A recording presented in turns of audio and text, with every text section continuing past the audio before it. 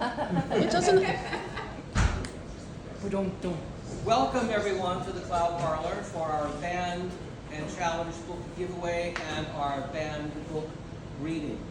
I am delighted that you guys have had us here. This is just the most wonderful place.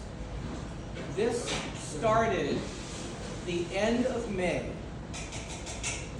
Actually started a little before the end of May when a list of 41 books was given to Brevard County Schools, and instead of the school board going through the normal challenge process, the response was to simply remove the books from the shelves. Thus, challenge became a de facto ban. And it's not just Brevard County Schools. To be fair to them, this is happening all over Florida, all over Texas, and all over the United States right now. The same groups with the same boilerplate lists, with the same tactics of offering to sue school board members, sue teachers, and remove their credentials, as well as put them in jail, and I'll tell you this because of my own experiences, I know threats of violence and murder for reading such books as Vonnegut. I got an email that said I needed to remove this from my shelves. I could not let my students have this book. This and Kite Runner, which you'll find over there, had to come off of the shelves. Just prior to that, I got an email from the Department of Education of Florida that I needed to send them a list of all the materials I use for my advanced placement class so they could be vetted to make sure they were American enough and showed America in a good enough, positive enough light. I told them that I had waited years asking for textbooks. I cobbled my class together from things I could find in cabinets and off the internet, and they could absolutely come to my class, comb my materials, and take whatever they damn well wanted. But there was no list they were going to get. Well, I went home really mad, and Lisa wasn't there, so I was also unsupervised.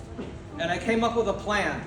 I was going to give away Slaughterhouse 5, and I was going to give away Kite Runner during the summer. I would raise a few $100, and I would buy these books. And I put a GoFundMe out, and by the next day, we had $3,000. By the end of the week, we had $20,000. And so here we are. We now have over 100 titles we give away in multiples. Every student gets two copies of any band or challenge book we have. And we have been all over the county, and we are about to branch outside of this county as well.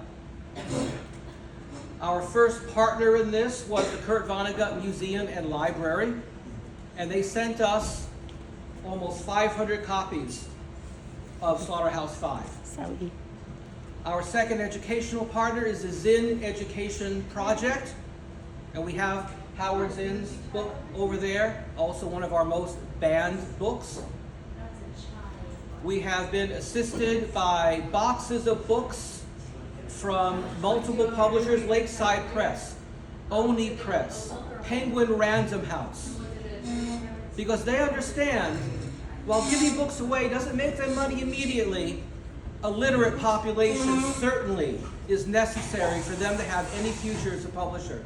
And I applaud them for understanding that and for supplying us with many of these books. We get as many of these as we can used. Some we cannot, we get them new. But we make sure that we have the top 10 banned books by the Washington Post, American Library Association, and the ACLU. We have those. And when we find a book is being challenged or banned, if we have room on our tables, we get it. I want to start off with a bit from Slaughterhouse 5. And through the night, while other people are more than welcome to read, and please read, I'll have bits from Douglas Adams' Hitchhiker's Guide to the Galaxy. Come on. You've got to be asking yourself why. this is on the banned and challenge list. Why? And Say why. Yeah, tell us well, why. tell you now then. Yes, because please. of Oolong Kalufid and his books and his proof in this that shows God doesn't exist. How dare he, using the Babelfish, of course. And his trilogy of books, So Much for God. And a bit from Cat's Cradle as well. But we'll start off with 2 or 3 small bits from Slaughterhouse-5. Weary was as new to war as Billy. He was a replacement too. As part of a gun crew, he had helped to fire 1 shot in anger from a 57mm anti-tank gun. The gun made a ripping sound like the opening of the zipper on the fly of God Almighty. The gun lapped up snow and vegetation with a blowtorch 30 feet long. The flame left a black arrow on the ground, showing the Germans exactly where the gun was hidden. The shot was a miss. What had been missed was a Tiger tank. It swiveled its 88mm snout around nothingly, saw the arrow on the ground. It fired. It killed everybody on the gun crew but Weary. So it goes. Roland Weary was only 18, was at the end of an unhappy childhood spent mostly in Pittsburgh, Pennsylvania. He had been unpopular in Pittsburgh. He had been unpopular because he was stupid and mean and smelled like bacon no matter how much he washed. He was always being ditched in Pittsburgh by people who did not want him with them. It made Weary sick to be ditched. When Weary was ditched, he would find somebody who was even more unpopular than himself, and he would horse around with that person for a while, pretending to be friendly. And then he would find some pretext for beating the shit out of him. It was a pattern. It was a crazy, murderous relationship Weary entered into with people he eventually beat up. He told them about his father's collection of guns and swords and torture instruments and leg irons and so on.